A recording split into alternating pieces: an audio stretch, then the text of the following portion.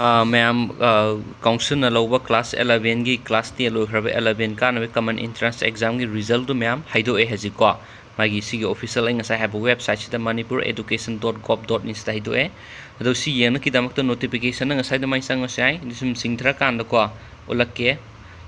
Semaina thulakani moigi result for CET 2019 thaise si result for CET 2019 sida click tawbirani adugo mayam sigi website se sang se bera yam kai ko haidi moi server down oibigi ko result se upload torpagi ga mi result se mayam yengbagi ga aduna sang base bera khara kai adu tapno oir su yengba yani haidi result di out di oire si thar the result for CET 2019 thaise result di out oirabni sida sang ka result yeng minarasi aduga result ra notification sang matamda moi notification and guideline and down result haina thule haji result out oibai ko sida click tawbirani mem amu server se pajana down oibo ani da chang mo se bera thing kai haba ya ngata ngai mina tare ko net jam tappe haidi moi server se kano tawbai mi myam chang bagi aduga sida sang lora matungda result for CET 2019 notification and guidelines se muna pabiyu aduga download result thai sida sang kana nang result do yengba yare han bada download result sida na sang age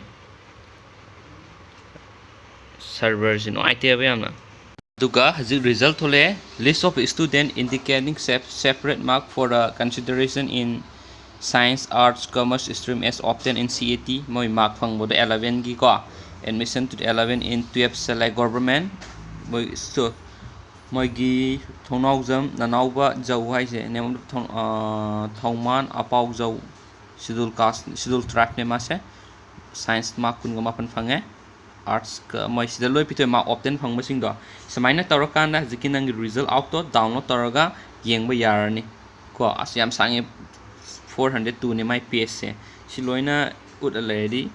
kuina sangan aduna sigi direct link se mai notification ge video gi description da pang ge direct sigi ka download tawra yengo bi site thanda ko adukan mai term and condition khara pi budum ulakke ado mai term and condition se notification and guidelines se click tawgodaba ko aduga magi notification link do thole haji ko magi information khara pi re sida magi declare tawre result do khol hana ko adu term and condition magi admission do kamaina kano tawni kho ni haibigi admission to these 12 schools shall be made on the basis of the mark obtained in the common entrance test naina mark phang pui matung ina kano tawdine ba admission do phang dine ba cut off mark ko aduga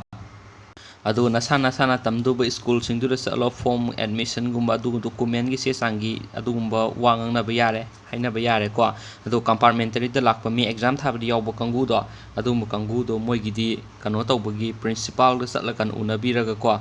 adu wari sanara kana admission tawba khot pa adu gumba wari sanabagi adu gumba notice na situ ise akupa maron di pabiro ai direct link do video gi description da hapa age